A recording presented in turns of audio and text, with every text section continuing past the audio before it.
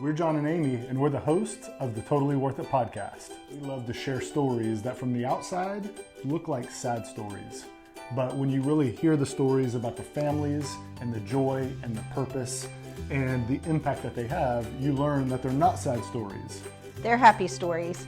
And while we're listening to those stories, we can learn how to better serve and better love those in the special needs All community. the stories are going to bring joy and value to your day. Hopefully make you laugh a little bit. And welcome to the Totally Worth It podcast. Have fun. Welcome to the Totally Worth It podcast. This is episode number 18. I am your co-host, John Gayhart, sitting here with my baby mama, Amy G. Hello. And speaking of babies, our baby is turning 11 this week. I know. He is. But he's like 11 going on 56. He's the oldest of our three kids, Yeah, he's not. even though he's the baby. He's Right. the youngest. I do have pants. Oh, no. I do have pants on for those of you watching on YouTube. It looked like I didn't just because I was putting my arm on this pillow. But I am wearing pants today, fellows. And thank you for that. You're welcome. And this week, you and I traveled We did separately. separately. Different We did. spots. You went to Austin for Jamie's book release. Yeah, my friend Jamie Ivy released her second book, You Be You. So I went down to surprise her for her book release party. And I went to Houston for work, so we traveled separately. But then we raced back and got here almost at the same time Right. yesterday, Friday evening. Yes, So now we're recording on a Saturday morning, which is unusual. that is. But we just didn't have it last night. We were exhausted. Exhausted from travels. Uh-huh. And so this morning you've been prepping, crash It's one of coursing. my not favorite gifts, but I'm really good at turbo cleaning. For anything that you lack up in... Lack up. For anything that you lack in daily cleaning, Yes, which is quite a bit. you make up for in turbo cleaning. I've never seen anything like it. I'm an excellent turbo cleaner. A disaster turns into something immaculate in like an hour. Yeah, I can in an hour. Yeah. Yeah, for sure. It's pretty impressive. Yeah, so we are going from total chaos to hopefully by 4 o'clock, it'll be okay. Yeah. So we have a great episode today. We have an interview with my mom. Honey. Our kids And- call her Honey. You can call her Karen, And we're going to introduce her. but she's not a real Karen. she a- can be. Oh, she can be. I love you, Karen, but you can be. No, she is amazing. I couldn't have asked for anything better. We're going to talk more about her later. Just know that this turned out to be maybe my favorite interview of all times. Yeah, it's pretty cool. It was fun. So please stick around. Or if you don't want to listen to us, fast forward. It doesn't matter. You need to go listen to her. Yeah. Because it's really important. But before, and then Amy and I have our weekly topics to share. Before we get into that, we're going to give a shout out to one of our podcast sponsors. All right, Amy, so as long as you've known me, I've taken workout supplements. Back in the day, it was for football and working out and all of that. As we've gotten older, it was still for my own personal workout and whatever. Now, it's different type of supplements. It's for running, it's for wellness, it's for nutrition, those types of things. And so over the past 2 years, I've been in search for a great hydration product during running, because running is still, it was new for us, so I didn't ever have anything. And so we finally landed on one. And the company who makes it is True Labs, and they have a product called Hydrate that I have just fallen in love with for running. And since then, I've found the other products that they have, which is a pre-workout that I take before I go to the gym. There's a protein plus collagen that I take after the gym. They've got an energy drink that will maybe take the place of some afternoon coffee. The one that I haven't tried yet, because I don't feel like I need it, is they have a sleep supplement before you go to bed. I don't have problems sleeping, so I've never tried that. But it's all keto friendly, it's all sugar free, it's all, very, very healthy. And most of all, I just love the company behind the products and what they stand for and what they do. So True Labs, go check them out if you need any kind of wellness supplements, and you can find a link to buy them in our show notes. Awesome. Amy, what's our first segment? See, what had happened was... So I have a very special announcement this week. I'm glad that you do these on live. You haven't heard this. This is going to be your first time. I'm overjoyed. I'm officially announcing that I cannot ever run for president. Thank you. I was unclear this week. I would have said on Monday, maybe there's a chance. I would have said on Monday that there was never a chance. Not really, but we don't talk politics. No. But I just have to share a little bit, and I'm not going to get political. Okay. Because I don't know enough about it to even talk politics. Yeah. For those, if you heard us on season 1, I announced that I probably know the least amount of politics than anybody that any of our listeners have ever met. I don't understand any of it, and I don't pretend to. I ask you questions when I need something. Yeah. So the debate was this week. Mm-hmm. And I wanted to watch it because through business and just through networking activities, I hear conversations about politics all the time. And I like to at least have an idea of what they're talking about, even though I don't understand it. So I knew people were going to be talking about the debate. And so I wanted to watch it. So we watched it, and 20 minutes in, I think my question to you it was, okay, is there another debate that shows us other candidates? Mm-hmm. You're still waiting for Kanye to come out. Because I'm watching it, and I don't know a lot about what they're talking about, but I'm just watching the people. Mm. Because I made like my declaration to you last year that I think, because we did some sort of voting where you and I went up to the courthouse and did some voting, and there was judges and all sorts of people on it. And so I told you, I said, I think my voting strategy is going to be whichever candidate I would enjoy sitting down and having a cup of coffee with. Oh my word. That's who I'm going with. And so, okay, those two guys, neither one of them. I don't want a cup of coffee with either of them. No. But I'm sitting there watching, and I'm just watching their demeanor. And the reason why I say the official announcement that I could never run for president is because I could never be in that debate. The minute Trump interrupts me and doesn't let me talk, I'm just walking off the stage. I can't handle that in life when somebody interrupts me like that. You really can't. I cannot handle it. And I can debate with somebody. I'll hear them out. They hear me out. I can't handle anything else. My favorite is when you were like, if I were to interrupt you, you immediately go, why don't you just tell the story? Interruption, I can't handle. So I try not to, although I just did it. Right. But that's okay. And then the second Biden laughs at something I said, like sarcastically, I'm out. I'm walking off the stage. I cannot handle it. No. So I could not have been in that conversation. I wouldn't have lasted 5 seconds. But I'm sitting here thinking, we can find so many ways to run events like productively and efficiently. And on purpose, for some reason that I don't know, they don't run this debate like this because they act like they're not following the rules of the debate, but the people who are in charge of this debate have total control. You can shut off a microphone, But and then that is viewed as they're limiting what someone was trying to say. So there's all sorts of... Here's the deal. Those simple rules have always worked in the past. Have they? Yes. Those debates haven't been that dumb in the past? No. So what I saw the other night was unusual. That's not a usual debate. Yes. Usually candidates have respect for one another enough at least to let them talk. Okay. Okay. And I'm not one-sided here. Right. Both sides were absolutely ridiculous. I'm sitting here thinking, like, these guys are running for the most powerful position. I wouldn't follow either of them into a 7-Eleven, much less into a battlefield.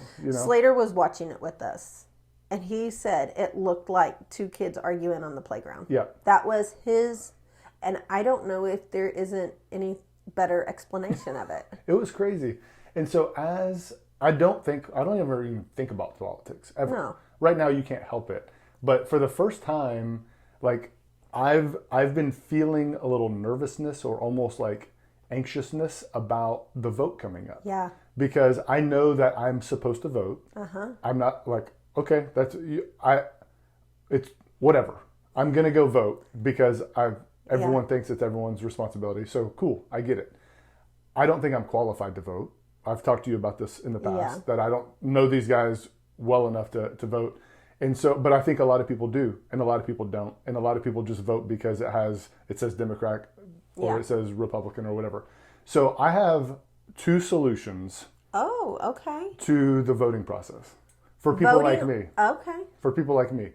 And one of them I think people would never get on board with. And another one I could see people getting on board with. So I'm going to propose these. Okay? So my proposal number 1 is that in order to vote, because right now in order to vote, you just have to be 18. Is that right? You have to be 18 and you have to be registered to vote. And you have to be registered to vote. I want a second part of that in which you have to take a test.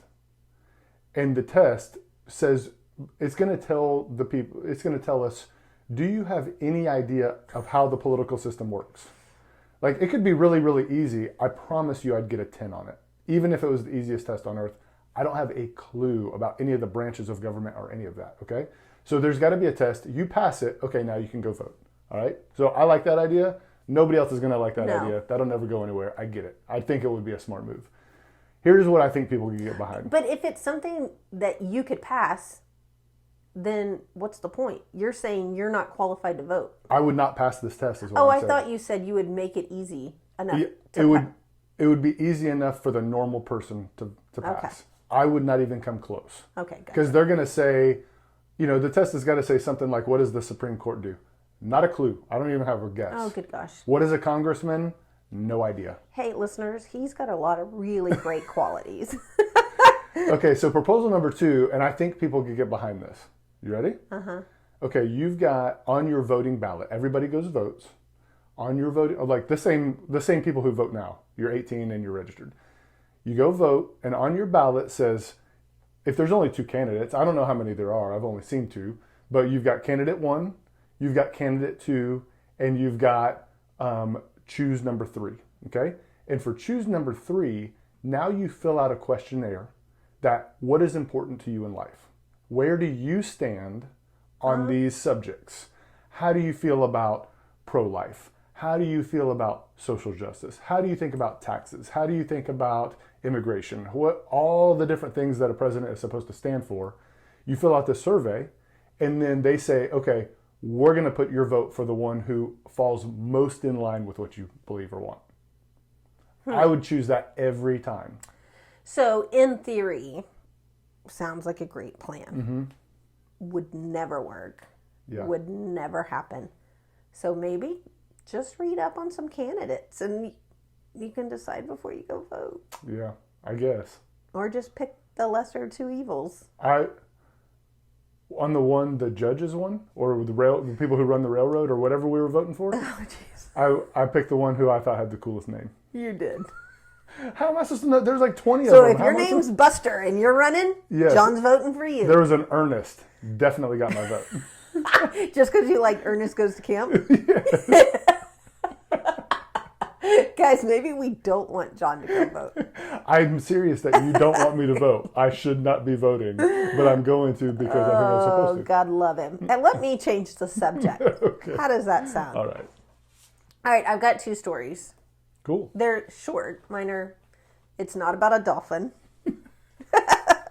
Man, I was cracking up last week when I was Okay, so a 103-year-old man becomes world's oldest tandem skydiver. Tandem, so he's on somebody's back. Yeah. Somebody else is doing all the work. 103. And guess where he's from? Where? Texas. San Marcos, Texas. Al Balashki became the Guinness World Record holder for the oldest tandem skydiver when he jumped out of a plane.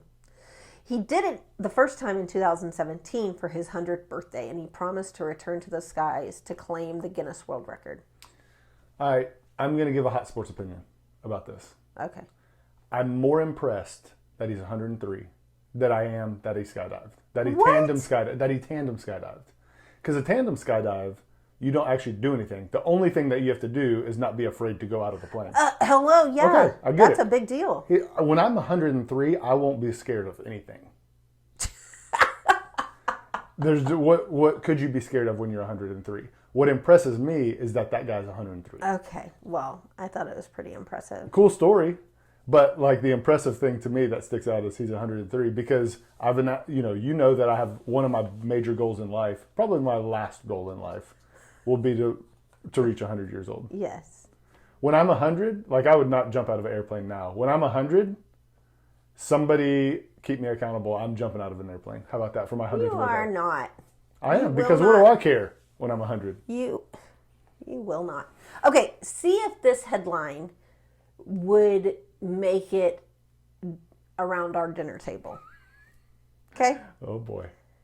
Cyclist rides 2,500 miles from Poo Poo Point to Oh, yeah, I already. to Pee Creek. What do you think? Would Slater be able to hold it together? I can't even hold it together. Slater would die. From Poo Poo Point in Washington State Okay. to Pee Creek in Ohio. And man, what I hate is that the whole story gets lost. The headline should say, "Man rides bike from Washington State to Ohio." No, but he did this on purpose, He did it on obviously. purpose. So he was raising money for Yemen relief and said he rode exactly 69 miles per day to travel from Poo Poo Point to Pee Creek. I gotta say that this guy is hilarious Yes. and genius. There's so many things in there to be funny. It took him 36 days Wow, at 69 miles to an hour. arrive at Ohio's Pee Creek. I like this guy's sense of humor. That's funny. But yeah, we Oh, he is planning to complete his 5,000-mile journey at Pee Island in Newfoundland and Labrador. Huh, who knew? wow. That's funny. Yeah, that's not gonna make it far around our dinner table. Oh my gosh. There's not gonna be. It's gonna be a while before dinner gets back to. Poo Poo Point and Pee Creek. Yeah, That's funny. that is funny. That is funny. Amy G, what's our next segment? Well, isn't that special? What do you have? Well, just a little update. Okay. Jack is out driving Mabry around right now Right now. while we're recording this episode. So he got his hardship license last Friday, right? No, No, it was he got it Monday. this Monday. Sorry. Went Friday. There was a little, they had to go back on Monday. And it has already been a game changer. I feel like we sent him to college. A little bit. When the first time he brought Mabry from school to Blue Sky so she could do her horse therapy. I felt like my 3-year-old was driving. Like when he pulled in, I mean, he looked like Jack. Yeah. What we used to call him, little Jack in his Spider-Man suit. Yep. Because it was crazy. I know he had his location on his phone turned off, which we have fixed that. We have since fixed that. But you and I were both really nervous because I sent him off from home and he was going to Blue Sky. Which is not, I mean, it's probably... It's 30 minutes away. It's 30 minutes, but it's also backcountry roads. Yeah. But it's not easy backcountry roads. It's not easy. And I'm sitting here thinking, I'm like, man, I bet most parents set their kid off on the first drive to the elementary school down the street. To Kroger. You know, Yeah. 2 miles away. We just sent him 30 minutes. I'm like, wow. We just said go for it. And we've got no location. And so I told him, when you get to Blue Sky, text me. And so you're checking in with me. Has he left yet? I'm checking in with you. Has he gotten there yet? Ever since that 30-minute drive, here we are almost a week later. I haven't even thought about it again. Like he's been driving all over the place. That he did it once. So anyways, he's doing great, but it is a game changer. Man. And he knows that, we can really we have always been able to use him for a lot more. Yes. Right now, he knows that the hardship is to help the family. Yeah. And so it really is I need you to go 2 hours and take her out. All of this usefulness may change when he turns 16. Yeah. And he has a real license because although we do pay his insurance and he has a vehicle. Yeah. So all of that could go away. But for right now, he is happily with a joyful heart driving Mabry around. He loves it. So one thing that I did while we were teaching him to drive, driver's education. So we did the parent taught. So he had to do all the hours. Whenever I would drive with him, I would all of a sudden reach out and pull his hair. Okay. Or I would punch him in the ribs. Because that's what Mabry will do. That's what Mabry would do. Mm-hmm. Not like I really hurt him, but it was one of those things like, okay, what do you do now? And he would get to the next turnoff spot, get out of the car, and wait. Like, wait for it to de-escalate, and then carry on. You just got to keep your head on a swivel. But that's probably something that most drivers don't get punched in the ribs by their mom while they're driving. But it's just one of those things that you have to be ready for. Yep. So that's something a little bit different. I did not do that. Oh. but I taught him how to parallel park. There you go. But I bet he uses my tactics more than your tactics. I bet he does. But also, too, you don't normally, she doesn't attack you in the car. She pesters. She pesters, but she doesn't attack. So she would attack me or Jack. But anyways, I thought that was kind of funny. Yeah. Yeah. So something that I talked about in season 1, probably pretty early on, the first episode or the first few episodes, I want to revisit a little bit because I see it continuing to happen. And I just think it's so interesting. And there's going to be parents out there who can relate, or other parents who would be just interested to hear this. But when I'm in a social setting, whether it be a work event, church, somewhere where I'm around people who know me but don't really, really know me, it's amazing how at the point that they find out that I have a child with autism, how their personality towards me changes. Yeah. And it sounds bad, and it's not bad, but it's there's a good chance that nobody else around notices, but it's very apparent. And an example of that would be, and it actually happened this week, is in just a social environment where there's a dinner going on and whatever, and everybody's just mingling. People are loud and funny and silly and whatever they do, and then at some point they engage with me and start asking me some questions, or it comes from another person that's in the room, and they will bring up something about my daughter. And the common question is, oh, how old is she? Oh, she's 8 or she's 17, going to be 8. Yeah, so she's a senior in high school. Oh yeah, I bet you got your hands full and this and this and this and this, and you're dealing with all of this. And at some point it comes up that, well, not actually. Really. Yeah. She has autism, so she, and then all of a sudden, but then, and it's not usually oh my gosh, I'm so sorry to hear that. People don't know how to respond. It's true. And it's okay. But that's not even the interesting fact. That is all very common responses. Everybody would expect that to be normal. What is interesting is very often, so that event will happen at a dinner, and then people go on and carry about their business. At some point in that dinner, that person who found out usually will come back to me and get in a deep conversation. Yeah. And sometimes, you and I have talked about this a lot, and it sounds like we're making a joke, and it's not meant that way, because people want to relate and people want to learn more. So sometimes, you'll make this joke. Oh, they'll come to us. Oh, I know somebody who knows somebody who knows somebody who knows somebody who knows somebody who has autism. Right. And they're trying to relate, sure, although it doesn't really work, but they're trying to get there. What also, and that is just, it is what it is. What also happens that's really interesting is, and you'll get a genuine story, and they come back and they focus on you, and they're like, hey, I just recently read this book about this mom who had a son with autism, and this and this and this and this. What do you think about that? And so it sometimes turns into those conversations. Yeah.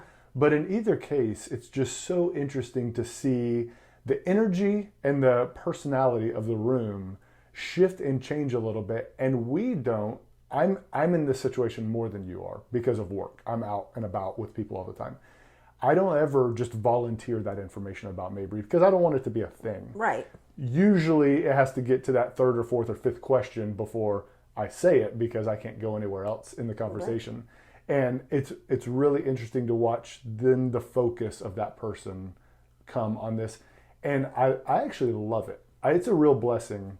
And it's one of the nice things that comes with being a special needs parent, is it strikes up very deep, very personal conversations later that wouldn't come otherwise in some special connections.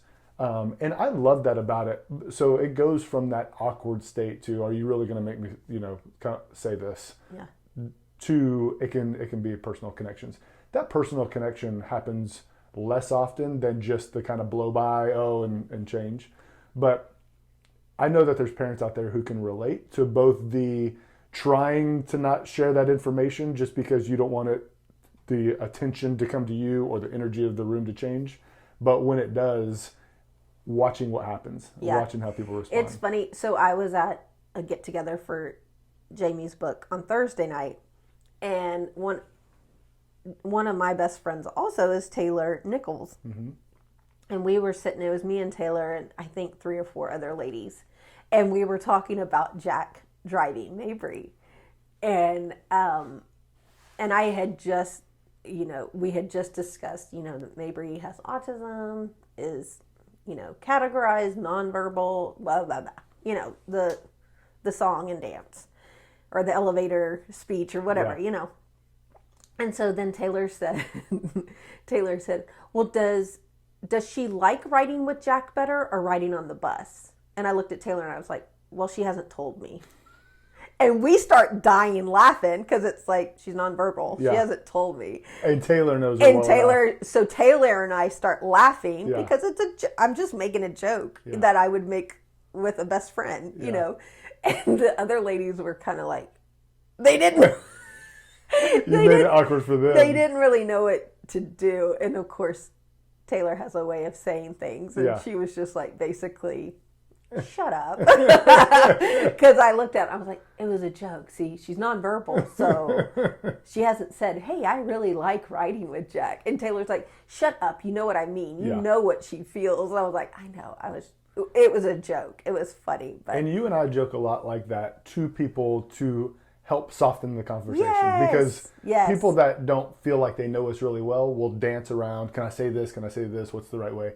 So you and I normally say something that kind of makes them uncomfortable to show them that it's okay. This is okay. Yeah. That we're open to it. So that was kind of it. But the ladies that I had just met were kind of like deer in the headlights. Is she serious? It was kind of like that for a second. Because I said it kind of like, well, I don't know. She hasn't told me. Yeah. Like you were offended by Taylor asking you that. Yes. And of course, I'm not. It was funny. Yeah. Those are some of the most awkward, most uncomfortable, but also can be the coolest times. Well, and I think it probably happens to me more than it does to you because people can ask you, hey, what do you do for a living? Mm-hmm. Okay? Yeah. And you're like, I'm in sales, and you can talk about that. When people ask me... Is that how I talk? Hey, my name's John, and I sell things. I sell things. And I sell things. But if people ask me what I do for a living, well, it's going to go to Blue Sky, and then, how did you get started in that? Well, here we go. So... It always goes there, which is totally fine, but I don't have anything else I do. So I'm autism 24/7. Oh gosh. That's funny. Well, what you digging this week? So, do you see my ring? I clearly see it. I thought it was like a paper towel folded up on your hand. What is that? This is a ring that was the party favor at the party at Jamie's. Whoa, it goes 2 directions? See that? I like that. So this is from Sanctuary Project. And Holly Hayes, who it was at her house. The party was at her house. She is the founder and CEO of Sanctuary Project. And they make beautiful jewelry. Beautiful. I don't know if y'all can, we'll put it in our show notes. Mm-hmm. But all of these products and packaging and everything is done by women who have gotten out of sex trafficking or addiction. And so it's empowering and employing women to get their life back. What kind of stone is that on top? It's like a marble. I don't know what kind of stone it is, but it's marbled. And it's so pretty.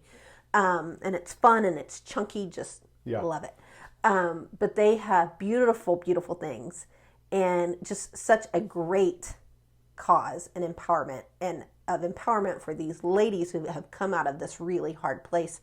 But go check them out, Sanctuary Project. And the cool thing is they launch on Target.com this week. Really? Yeah, so they're at Target. Dang. But there is some really cool jewelry on there. It was hard because I was sitting there meeting Holly Hayes, mm-hmm.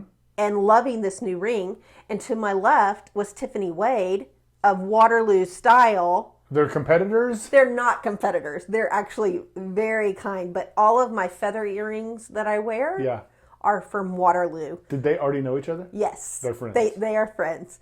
And Tiffany Wade is just, her and her partner Jana, they own Waterloo. They're my favorite earrings. I adore them.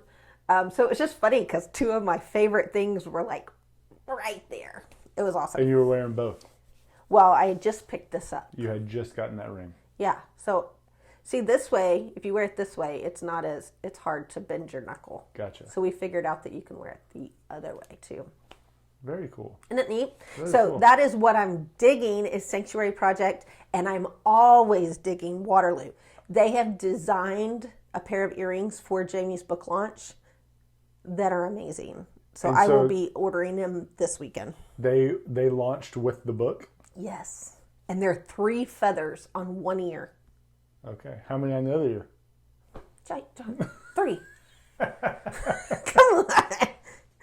Anyway, is it just a Mr. T line? You got one long feather on one ear? Ooh, maybe we need to start doing that. That would be cool. So anyways, 2 very talented ladies with amazing businesses.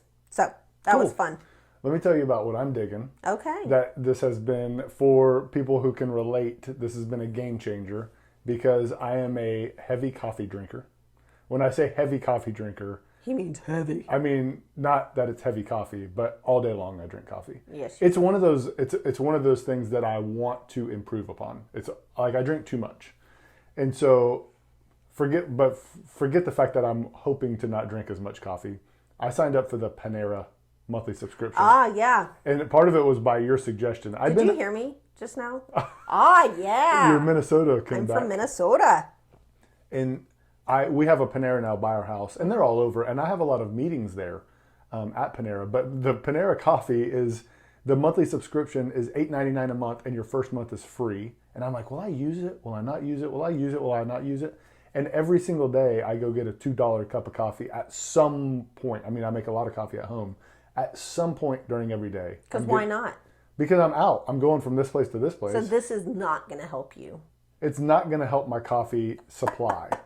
But it is definitely a game changer because here's what happens. I go through the drive-thru. I give them my phone number. They ask me how I want my coffee. I go by the window. They hand me a coffee and I drive out on my way. Nice. What is smart by them is now when I'm driving Mabry around, she's going to want a snack. Well, I'm going to go through there because I'm going to get a cup of coffee. And then, so I'm paying them money because of the subscription. Most people don't go through just to get a cup of coffee. I don't know. Because I've been doing it. No, that's what I'm saying. Like, oh, yeah. Most people, they are banking on the fact that you're going to order something else. Yeah, you're going to get a muffin or something when you come in. Drive-through muffin. Yeah, but I've been every day, probably every day for the last week, instead of going to 7-Eleven to get their cup of coffee or to Starbucks to get their cup of coffee, I just drive to a Panera and get theirs. Smart. And it's been a game changer. Yeah. It really has. It's cool. So good job, Panera. That was a smart move. I don't know if you're making money out of it, but obviously they would have canceled it if they they would have weren't. canceled it by now. And and the first month's free. Come on. Come on. So good job, Panera. All right, our guest today, her name's Karen Slater. She's my mom. And we didn't want... And my mother-in-law. And Amy's mother-in-law. And we didn't want, like, our guest to be my mom. That sounds like we couldn't get a guest. And right. So we just asked my mom. Because we talk about the only listeners that we have are our moms. We're joking. We're joking. But we've actually been planning this episode for a while. We've been planning it. We didn't want it to be season 1 because we wanted more people to hear it. And we figured if we could get more followers or more listeners, then they would hear her. Our moms are both extremely supportive, and she's that way as well. But the reason why this conversation was so important to us is because obviously she's a special needs grandmother. You can put the dots together, connect the dots, you can find she's Mabry's grandmother.